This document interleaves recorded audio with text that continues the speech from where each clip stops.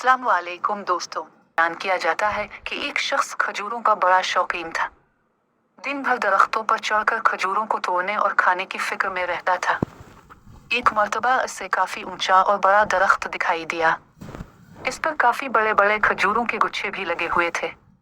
इसने आओ देखा न ताओ गुलहरी की तरह दरख्त की चोटी पर चढ़ गया। जी भर के खजूरें खाएं और फिर घर के लिए जमा करने लगा। मकसद पूरा हुआ तो दरख्त से नीचे उतरने की ठानी, लेकिन ये क्या, जैसे ही नीचे नजर की होश बाख्ता हो गया। पेशानी पर पसीने की बूंदें नजर आने लगी, हाथ पैर थरथराने लगे। इसने तस्वुर भी नहीं किया था कि वो इतने ऊंचे दरख्त पर चढ़ चुका है।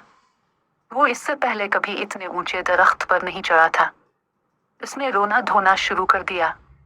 चलाया कि आ खुदाया मेरी हिफाजत कर, मुझे खैरियत से नीचे उतार दे। अगर मेरा हाथ छूट गया और मैं नीचे गिर पड़ा तो आज मेरी जिंदगी का आखिरी दिन साबित होगा। वो रोता रहा और अल्लाह से दुआएं करता रहा। फिर से एक अनोखा ख्याल आया।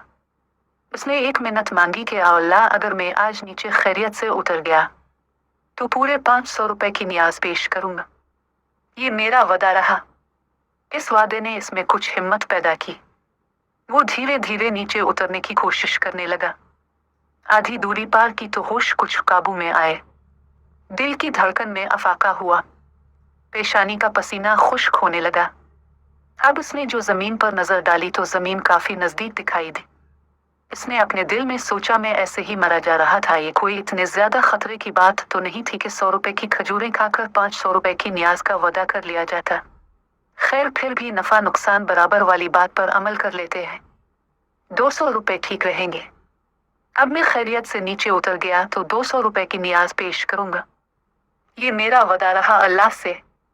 जैसे जैसे वो नीचे उतरता जा रहा था, इसके वादे में भी कमी आती जा रही थी और ये वादा दूरी घटते घटते पूरी तरह घटकर सिफर में तब्दील हो गया।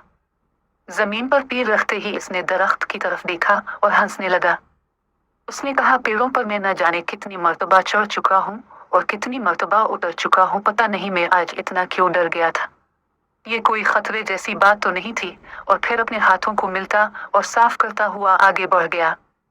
गौरतलब बात, हम में से अक्सर लोगों का यही हाल है। जब कोई मुसीबत सर पर पड़ती है तो बहुत आजिज़ी और इनकिसारी से अल्लाह को पुकारने लग जाते हैं। जैसे ही मुसीबत खत्म हो जाए तो फिर अल्लाह को भुला देते हैं, जिस अल्लाह को हम मुसीबत में याद करते हैं।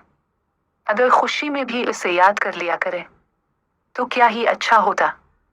हजरत अली रजी अल्लाह अन्हु फरमाते हैं कि जरूरत के लिए अल्लाह को पुकारने वाला दोनों सूरतों में अल्लाह को भूल जाता है, जरूरत पूरी होने पर भी और जरूरत पूरी ना होने पर भी। इसीलिए अल्लाह पाक कुरान करीम में इरशाद फरमाता है, बेशक इंसान अपने रब का नाशुक्रा है।